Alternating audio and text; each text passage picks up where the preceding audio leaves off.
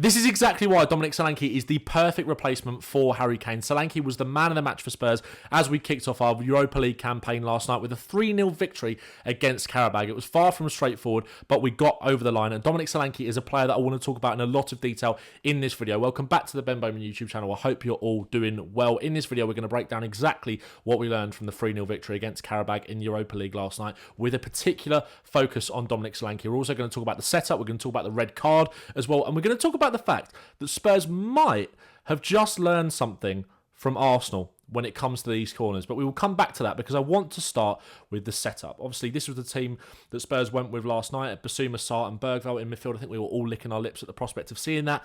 But it ends prematurely because Radu Dragusin gets himself sent off. That's where we'll start quickly. I don't want to spend too much time on this. I want to talk about Solanke for the most part of this video. But Radu Dragusin here, look, he's very clumsy. It's very sloppy and it's very, very poor. But I do think there is a problem when you look at the limited amount of options that he does have, when you look at how far we leave everybody else from the centre-backs. Van der Ven and Dragusin back there. Van der Ven's offering him a pass to the left, but it's not one that he can just pop off straight away. There aren't any other real options. He gets himself into a bit of bother and ends up taking him down. And look, it's really clumsy and it's horrible from him. It's horrible to let the ball run across his body like that. The Qarabag striker anticipates it and gets him sent off. It's 100% a red card. But I think when you look back at this, it's hard to have 100% total blame for Dragusin when you look at the lack of options that he's got because of how far we leave everybody up. There are so many benefits to this system, but I think this is maybe one of the drawbacks and leaves our centre-backs quite exposed. You could argue that with the composure that Romero's got, and I think we missed that composure in the game yesterday with Romero. I think someone talked on Twitter about the fact that he's one of our only players with that pauser, just to slow things down and play the game at a more controlled tempo. But let's move on from the red card. It was a red. And let's talk about Dominic Solanke, because this is the exact reason why I think he's the perfect Harry Kane replacement. Look, nobody can ever replace Harry Kane. The legacy that he had at Spurs, no one is ever going to score the amount of goals that he did for us. Nobody's ever going to drag us through games like he did. He was absolutely exceptional. But in terms of the profiles available on the market, Dominic Solanke, I think, is turning out to be the perfect one. He's settled into this role really, really well. And I think he can score a bucket load of goals for Tottenham this season. Just quickly before we talk about the goal, stuff like this, just sees that pass from Johnson coming to his feet, drops in and just recycles, gives us an option. His anticipation of when to drop into those little spaces to keep the ball. And again, look at that space that leaves for Sarr. And Spurs are able to recycle. This is the goal, though. With 10 men, winning the ball back and not having as much possession, obviously. Spurs, to be fair, Spurs basically went 50-50 for possession, as you can see, last night. But obviously, you're going to rely on nicking the ball in these kind of opportunities to create these chances, even against a side with the lack of European pedigree of someone like Qarabag. But he nips in here, off the number 6, holds him off. And again here, you look at the strength here to hold him off, and it's the weight of pass as well. When you've got the runners beyond him like you've got with Johnson and Son, this is why I bring that Harry Kane comparison up. Because I do think Spurs have got the ability with Solanke to play really well and be devastating in transition. I can see Spurs scoring a goal like this at Old Trafford on Sunday with Johnson making that run, Solanke just nipping in there to get it back. And he's just able to bully the midfielder, hold him off. He's got so much strength, got pace as well. He's able to keep it under control that whole time, lay it on a plate for Brennan Johnson, and it's a lovely finish. Johnson, you could tell in the celebration as well, one thing last night, that he just looks that little bit more settled now. I think he's got over what happened over the last week or so. And he's come out of it incredibly well. 3-3, such a brilliant finish. And if with Dominic Solanke as that focal point in this system, the pressing monster that he is, and the decision-making, the IQ, the weight of pass, everything, Brennan Johnson is going to score a bucket load of goals as well in this system as a result of Dominic Solanke's hard work. Again here, drops in from the throw-in, sells the man with a little dummy, actually gives it away here. But again, in there to nip it back, and then you can play on the front foot. Dropping in here, let me just move the actual screenshot itself across. Again, dropping in a little bit deeper here onto the halfway line. Kane-esque, opens up his body. And if I just hide myself here, you can see that weight of pass again into Destiny Doggy. It's so Kane-esque. That little drop onto the halfway line and play to the runners beyond him and give the ball not just to their feet, in front of them for them to run onto. Again here, when you're under pressure in your own half, you want someone that's going to look after the ball. Under pressure there, and again there, and is just able to recycle. Again, we saw this at the weekend for one of the chances that Son Heung-Min had when he went through on goal. Solanke's ability to drop onto the halfway line and received that pass from Guillermo Vicario. They're going to try and find him. They're going to try and be a bit more direct with Solanke in the side. If I just hide myself there, he's able to hold the man off and just give it and go and recycle. But this is what I love about Dom.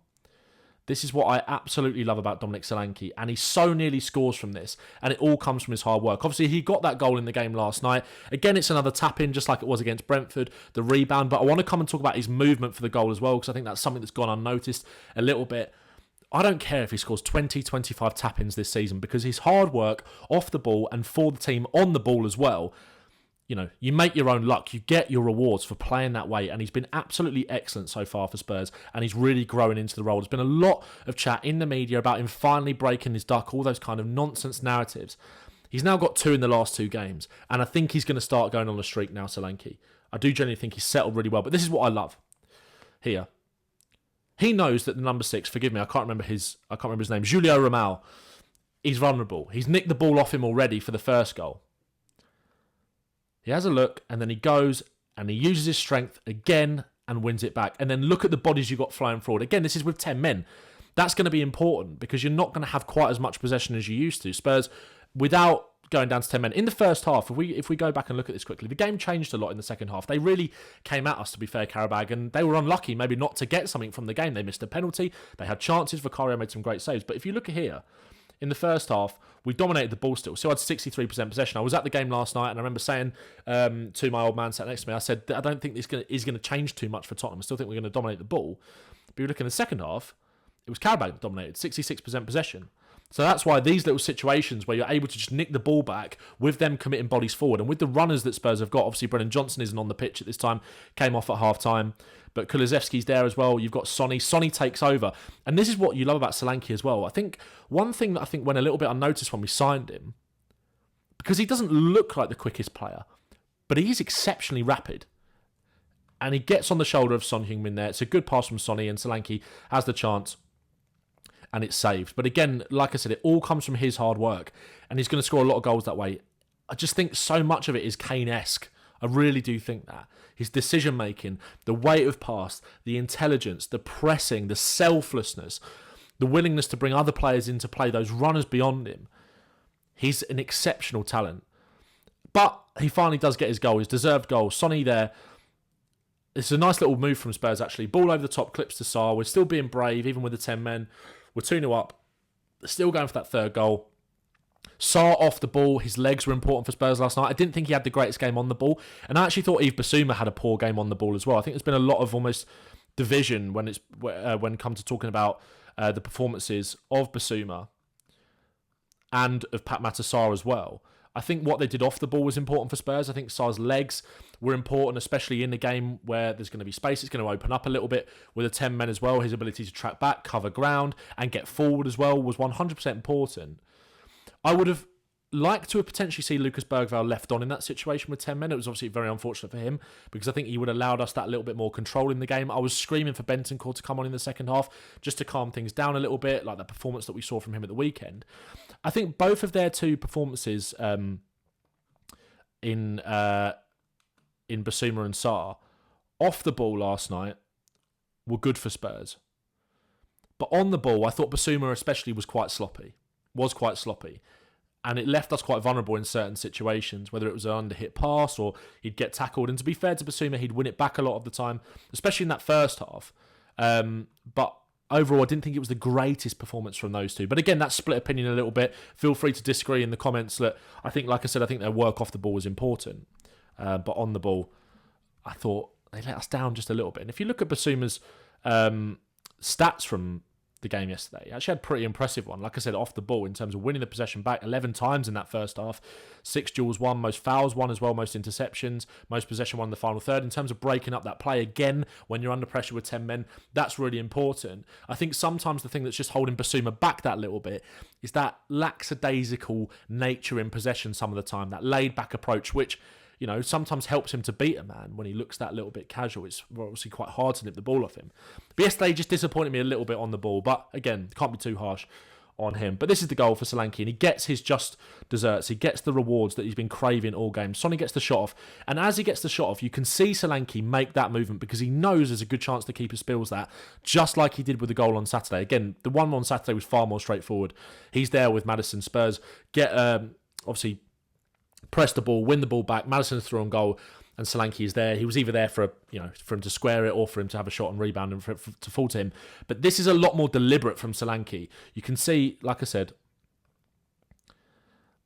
he almost takes the defender away a little bit for Sonny to get the shot off. Sonny gets the shot off, and you can see his arc and his body to get into that space. It's all deliberate from Solanke. Some strikers wouldn't do that. I don't think Richarlison does that. His anticipation with where it's going to fall is excellent. He gets his deserved goal. A brilliant performance, I thought, from Solanke. Under pressure with 10 men, a thankless task, a lot of it. He works so hard, and he's got so much quality. And I think Spurs have got their Harry Kane replacement in him. I thought he was excellent last night. I thought he was really, really good.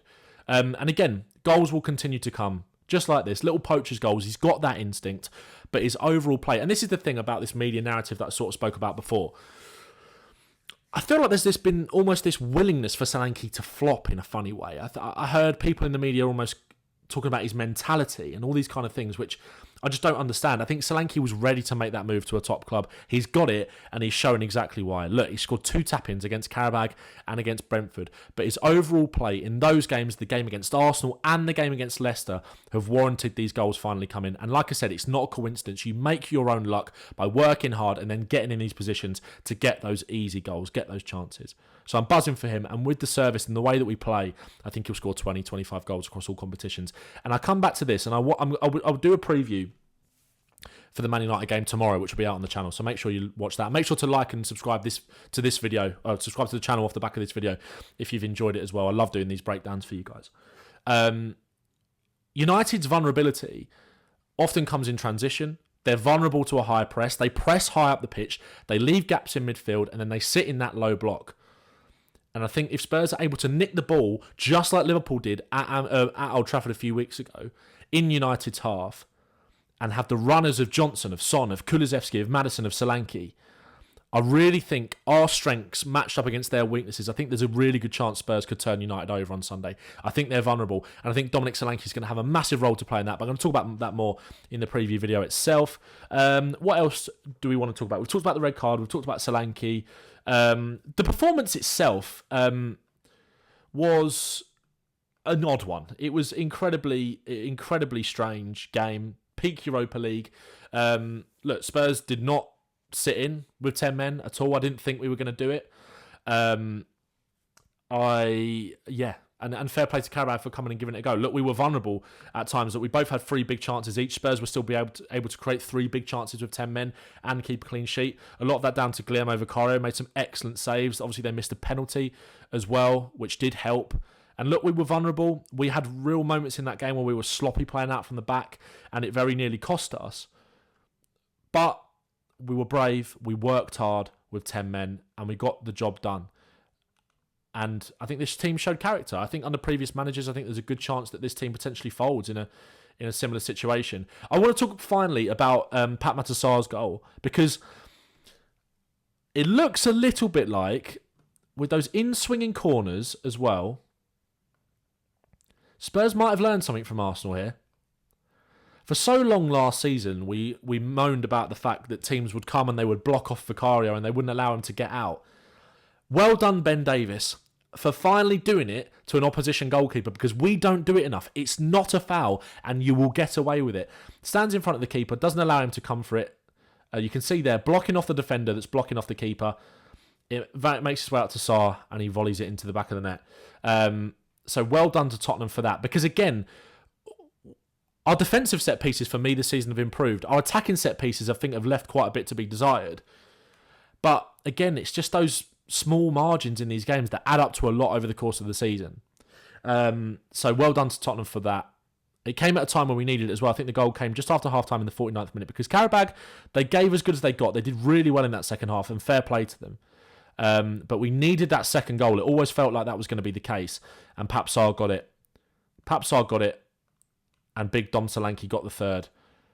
And like I said, he was absolutely excellent yesterday. And like I said, I think these are the reasons, all the reasons I've spoken about, I think he can be the perfect Harry Kane replacement for us at Tottenham Hotspur. If you've enjoyed the video, make sure to like it for me. And please make sure to subscribe to the channel. Leave a comment as well with some of your thoughts on the game and Solanke's performance as well. And let me know in the comments as well how many goals you think he's going to score this season.